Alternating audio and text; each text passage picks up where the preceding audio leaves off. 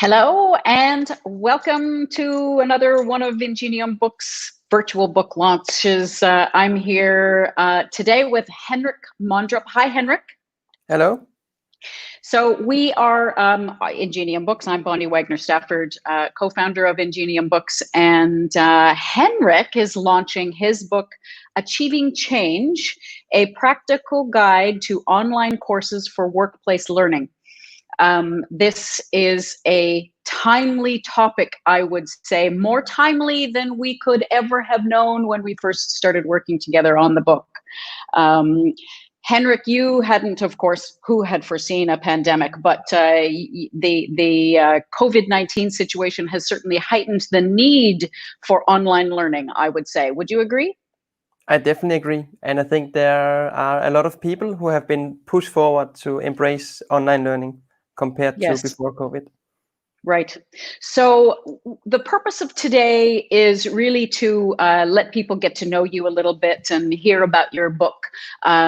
We could go into lots of detail about online learning and how to create it, but that's not the purpose of today. We have a special offer for that kind of thing, which we'll talk about in a moment. We're going to, with Henrik, offer a free webinar to talk a little bit in more detail. But so this is about Henrik and celebrating the achievement of the book, Achieving Change. Henrik, I'd like to get you to start telling us what was the driving passion that led you to write the book in the first place? So it's difficult to find just one passion because I have many different passions combined into creating this book, and also to my interest into online learning. But one of the main interests that put me into it was an experience with a lot of bad e-learning. And I used the term e-learning instead of online learning because I refer to the e-learning that were in the old days that were made for compliance purposes. And that is kind of teaching for the test, where you go through some content and then you answer some quizzes. And then the compliance department is happy, but you have not learned anything, you have not achieved anything. So all the bad e-learning made me want to prove that online learning can make a difference for people, and it can happen. So I actually wanted to prove that it's possible to do it, and I think I have done that very well now. Yes, through the book, but also through your practical application of it. I wanted to pick up on something that you said there, which is, so your education and your work experience are both in the area of education technology and online learning. And in the book, you talk about university and higher educational settings as well, but really the focus of this book is about workplace learning and the bad e-learning experiences that you're referencing. You and I talked about this a while ago, that in one of my former lives, a very large organization, everybody was required to do a whatever it is online thing, and you go click, click, click, click, click, click, next. Okay, HR department gets to say, we've accomplished this. 97% of employees have now completed the learning, but how did we, who remembers anything that they went through on the clicking? So one of your case studies in the book that I just think is, I love this story, and is one of the things kind of earlier on in your journey, was your work with Fair Start. Can you tell us a little bit about what you did with Fair Start and what that told you about the potential for online learning? Yes, and that's also related to one of my second reasons for going into online learning, which is the difference it can make, the impact it can make when bringing education to places and people that are not able to get education in other ways. And with Fair Start, I was doing a talk in the settings of Rotary International, and I was approached by a psychologist, children psychologist, who is the CEO of the Fair Start Fund. And he approached me with a challenge, because he was traveling with his organization around the whole world to educate children at orphanage, and he wanted to bring education out to more countries and more people working with those homeless children. So what we did was to convert his original training program into an online setting, and it worked very well. Now it's 4 years ago, and today the program is implemented in more than 30 countries and has helped more than 30,000 children by educating their staff. And it doesn't stop here, because there's also been some scientific assessment of if the program works or not. And it shows that through comparative studies with orphanages that does not have educated fair start instructors and the ones that have, that the orphanage where they have the educated staff, then the children, they have an improvement of 20%. So they have a 20% better life, and also the way they grow up, which has tremendous impact for their lives.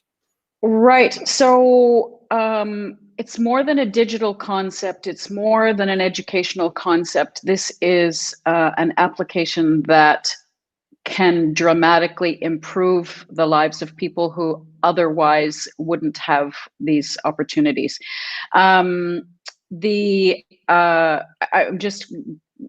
You mentioned the number of countries for Fair Start, and I should make it clear that I'm a Canadian in Mexico and Denmark. You're in Denmark, and Danish. People can tell from your English accent. And so really this is a global a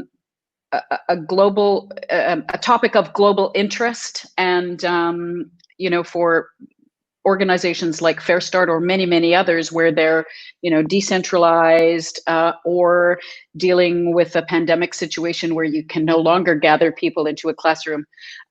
So very applicable.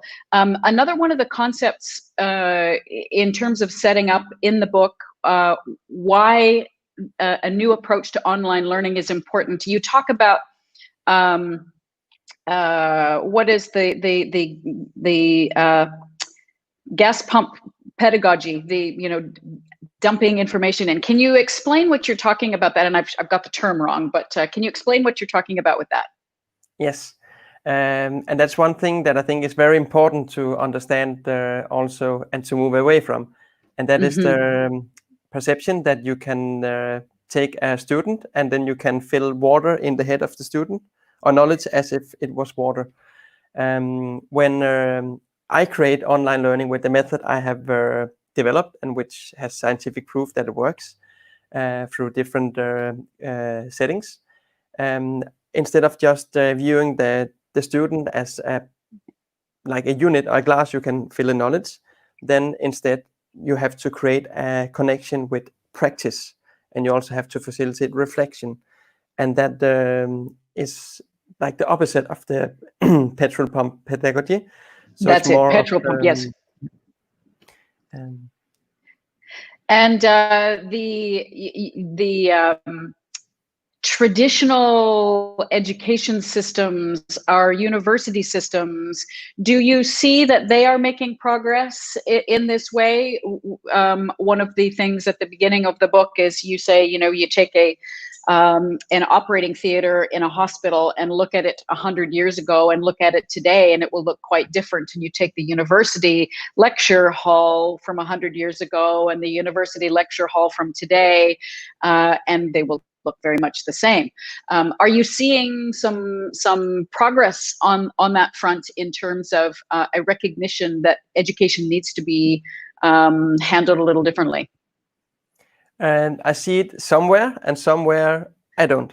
In the places where I don't, is one example is, for instance, masterclass, which is a new concept. They have some great teachers, and from Martin Scorsese to Bob Iger, and it's very great videos, but they are not relating to practice. They're not creating the connection.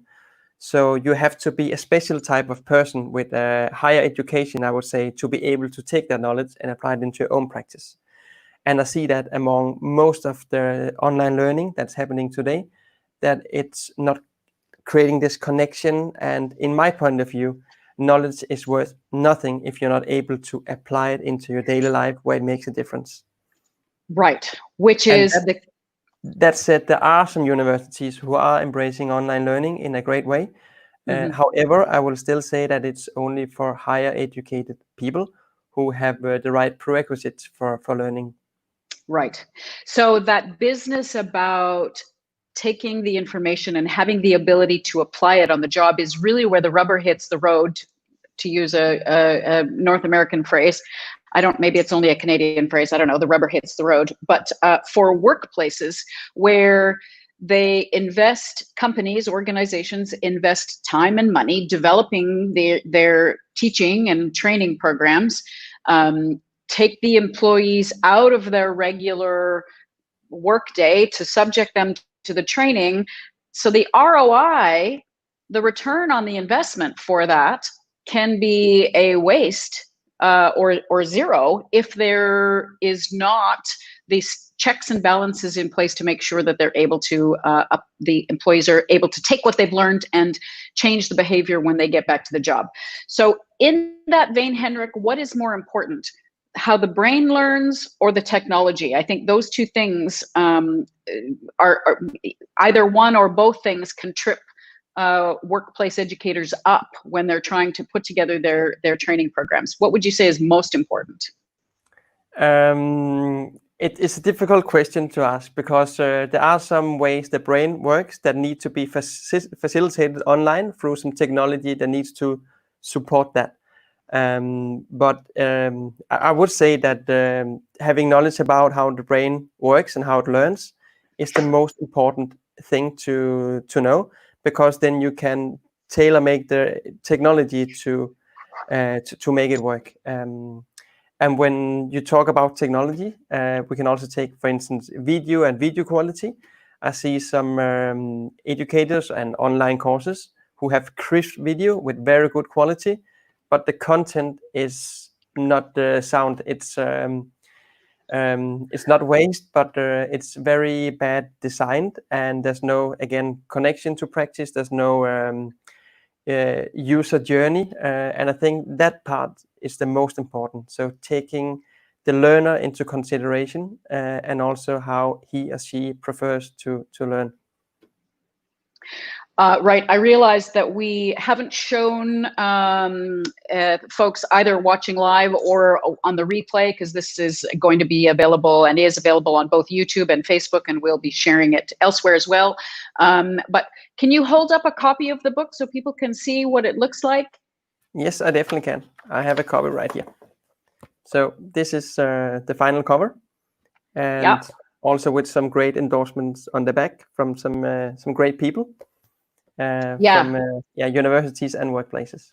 Very nice. I'm going to just post a link here where anyone can find out more about the book. There are links there to the free webinar that we're talking about coming up on the 18th of June. If anybody's watching this after the 18th and we don't have the webinar has passed, stay tuned and let us know. We'll come out with some more news then. But there's also at that link that I just posted is you can get the get your own copy of the book. So that is fantastic. And what I'd like to do now, Henrik, you've developed 5 steps. New and unique, and that you've used your scientific method, your research methods to set up these 5 steps. I'm going to ask you to walk us through what those steps are. And the first step is what?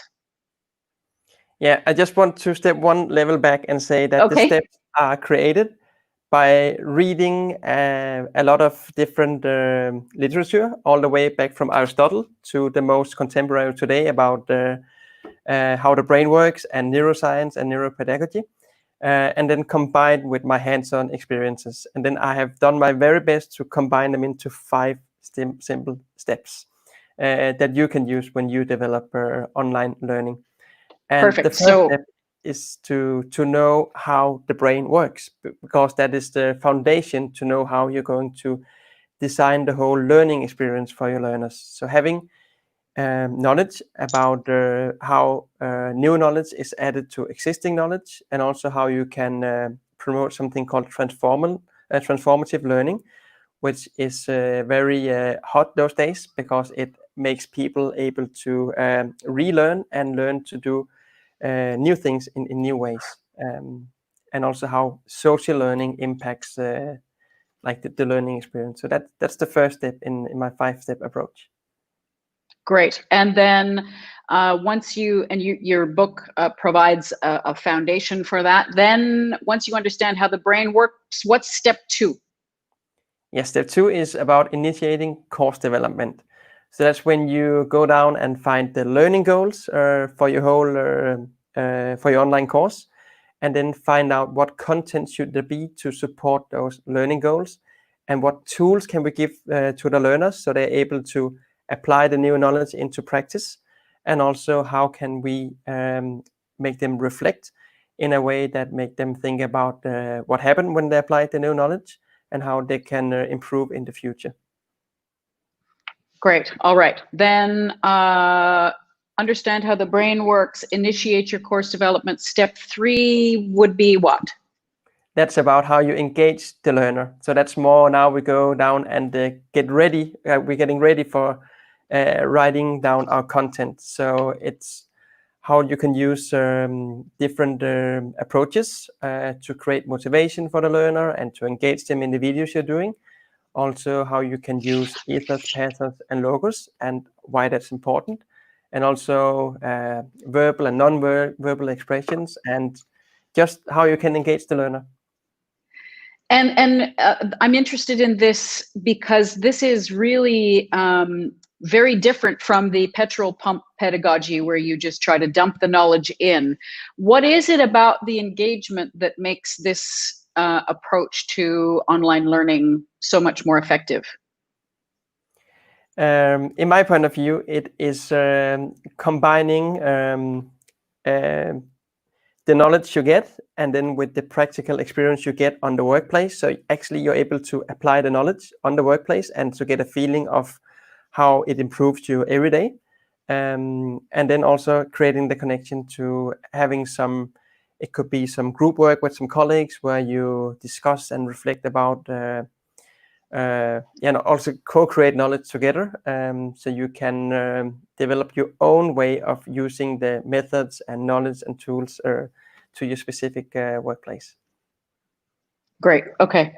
So you've gone through the 3 steps: understanding the learning brain. You initiate course development, think about what goals you want the learner to achieve, figure out ways to engage the learner. Then you're at step 4. What is your step 4? Then you're ready to write the scripts. And you can, so that's all so when you have the understanding of how people learn and you know what you want to teach them and how to engage them, then it's time to write the material down that you want to teach them. And I recommend using a teleprompter, so where you can read out the text that you have on your on the teleprompter, because it can be very difficult to remember a lot of content. However, I also in the book write about how you can do it without using a teleprompter, and some tips and tricks for remembering content in a way that makes it possible for you to do it without the teleprompter. But in my own experience, I have saved a lot of time with the clients where I have used the teleprompter for recording videos. And also, right. So, sorry, carry on. Yeah, I also say in the process of writing down the scripts and getting the knowledge out of your own head, in my experience and with all the people I work with, they really get new views on the things they're doing, and they get a lot of aha moments, and they're like, oh my God, okay, actually we should do it this way. So when they say it out loud or when they write it down, it creates some great reflection that will be in your head in this case. Right. So this is an important point, I think. So online learning, there are, I guess, a limited number of delivery methods. And your steps very clearly talk about using video as a key tool. Do you have thoughts about, there you can sign up online for an email course and you get an email every day for 5 days or whatever, it's got some information in it, or tell me why you think video is so much more powerful. Yeah, there are some a lot of benefits with videos. Also, it can be more motivating and engaging because you get a connection with the person talking to you, and also it's possible to show illustrations, to show role plays, and you have a lot of more options than you do if you have it just written down. Thank you. So we've now got the scripts written, the videos created. After we understand how the brain works, we've talked about what we want the learner to achieve. We've figured out how we're going to engage the students. We've created the scripts and the videos, and now we're ready. We don't need a fifth step, do we? We do, and the fifth step is assessment. And in the book, I have called it not just assessment, but assessment for learning. Because if you use assessment in the way that I write about in the book, and they will also share at the webinar, then it's about how you can use assessment to create a learning experience for the learner. And in the most of the test and assessment you see today, it's more about the testing and it looks backward. But you can also use assessment in a way where it looks forward and it guides the learner to achieve better results. Right. And I know when we were developing the outline and working on the book together, that I came, and maybe many other people, or maybe I'm the only one, but I came with a misconception that the assessment label was about finding out what people thought about your course. So it's not that kind of assessment at all. It's the assessment of how effective the learning program has been for the learner. Yes? More in how it can help to close the learning experience, and how it can create a connection to to the learner's workplace, and also with the group work projects. It also comes some assessment in that setting. And I would say more that So again, about assessment, it's not about assessing what scores the learners have, because in my point of view, I don't care about how great the scores are. I care about how good they are about applying the new knowledge and about the results they achieve on their workplace. So in the Fair Start case, just to go back to that, it could be that some instructors had great scores in some quizzes and the like, but they could be very bad at raising the children. And I would like it to be the other way around. So it's very important about the impact and the effect you have on your workplace. To me, that's the most important thing. And using assessment, we can help people to achieve that. And we can also guide them to do even better in the future. It's called formative assessment. Yeah, fascinating stuff, and really groundbreaking as we've been talking about, and heightened in importance, as we said at the beginning, because all of a sudden the options of gathering people together in a single room or a single place aren't quite so attractive anymore, and so organizations around the world still need to make sure that their employees and workers and the people who deliver the services or make the products on their behalf know what they're doing on the job.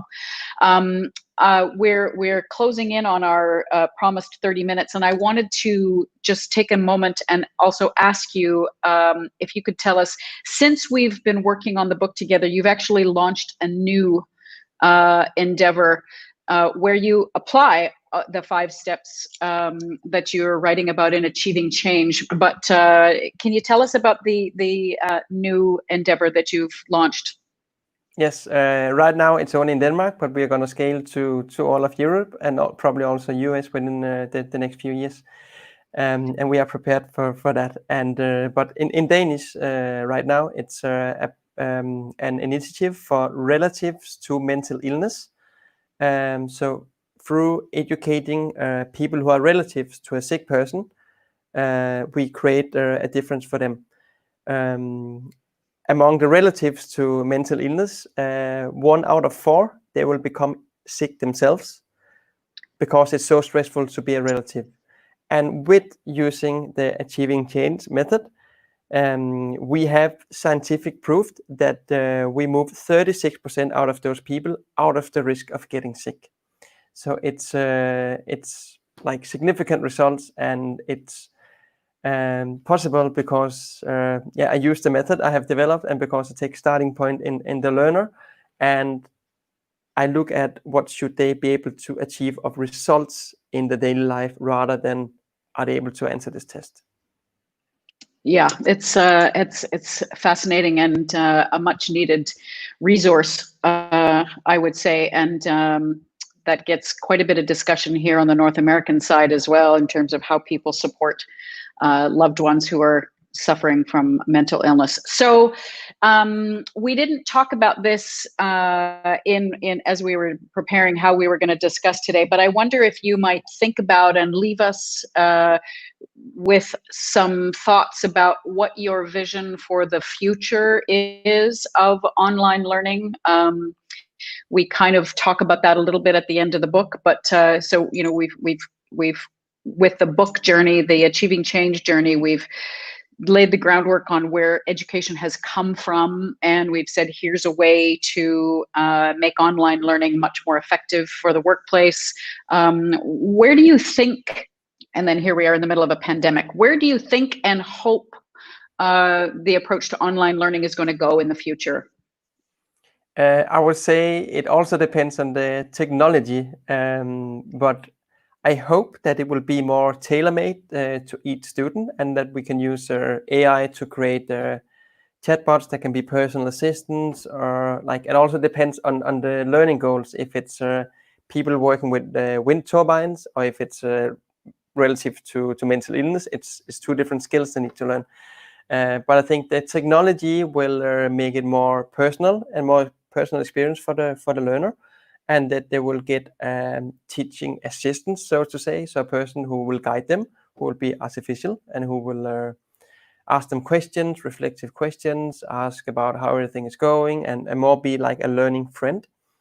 And that said, having knowledge about how the brain works and also how to create reflective questions is going to be useful. It is now, and it's also going to be that in the future. So I would say that some of the groundwork I have in Achieving Change is also going to be needed 20 years from now and 50 years from now. Yeah, I would agree with that. Okay, so thank you very much, Henrik, for joining us and sharing a little bit about your journey, and with the new approach to online learning. Repeating for folks who perhaps joined us partway through, Achieving Change, a practical guide to online learning, online courses for workplace learning, is available now. You can order the book wherever you buy your books. There is no distinction. It will, so Amazon, Barnes and Noble, wherever you buy your books. And if it's not in a physical store, you can walk in and ask for it to be ordered. It's there on all of the bookstore catalogs. And we've talked a little bit about a free webinar coming up. At the link that I've posted in the comments, where you can learn a little bit more about Henrik and the book, you can, there's a link to sign up for a free webinar where Henrik will walk through the 5 steps in a little bit more detail. And then, of course, if you have any questions for me or Henrik, post in the comments. This has been live today, but we'll stay online for, I don't know, I guess until we take it down. So we have appreciated taking this time to listen to us and to Henrik. And Henrik, I want to say congratulations to you on the publishing of your book. And with that, we'll sign off.